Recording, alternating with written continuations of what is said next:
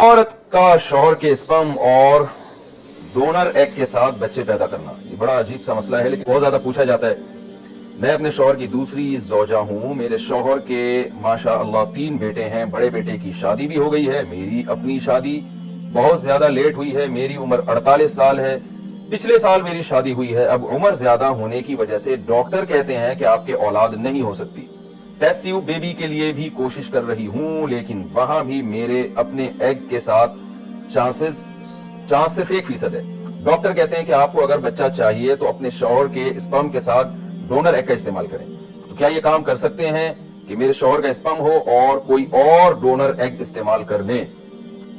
क्योंकि बच्चे के बगैर मुझे अपनी जिंदगी का कोई मकसद समझ नहीं आता। यूके से किसी खातून ने पूछा, ये इनका नाम मैं जानकर नहीं ले रहा। देखें, ये अमल बिल्कुल हराम है। टेस्ट ट्यूब बेबी के जरिए तो औलाद पैदा की जा सकती है, लेकिन इस इत्मीनान के साथ कि स्पर्म शौहर के हों और एग उस औरत का हो जिसके रहम में उस बच्चे की फिर आगे ग्रोथ होगी।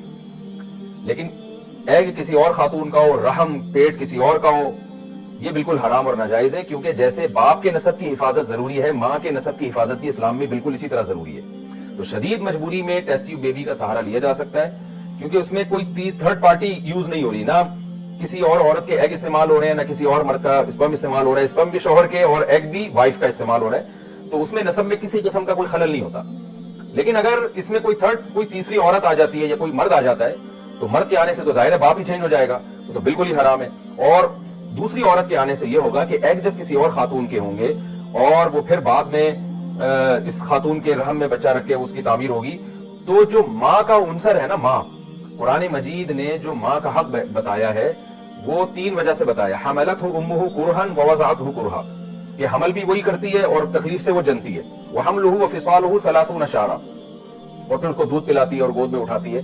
तो जब एग किसी और खातून के होंगे और ब्लड किसी और खातून का, तो बच्चा क्या होगा, उसमें हकीकी माँ कौन है इसके मिसदाक में शुबहा पैदा होगा। क्योंकि एग की तरफ अगर हम निस्बत करते हैं तो हकीकी माँ उसकी वो है जिसके एग इस्तेमाल हुए हैं, लेकिन ब्लड और वो पूरा गोश्त पोस्ट जिससे ये बना है वो दूसरी औरत होगी। और अगर हम इसकी तरफ निस्बत करते हैं तो एग किसी और का है, तो इसमें माँ के नसब में बहुत शदीद खलल पैदा होगा। इसको दूध पीने पर कयास ना किया जाए कि बच्चा पैदा होता है तो कोई और माँ दूध भी तो पिला सकती है। तो दूध तो जब होता है जब बच्चे की पूरी जो तामीर मुकम्मल हो चुकी होती है, जबकि यहाँ बच्चे की जो अभी बन रहा है माँ के पेट में, उसी में खलल वाक़ हो रहा है कि यह है किसका। तो इसलिए इस पर जो संजीदा उलमा जितने भी हैं, अरब हो या अजम हो, सबका मुत्तफ़क़ अलैह फतवा यही है कि यह अमल बहरहाल हराम है।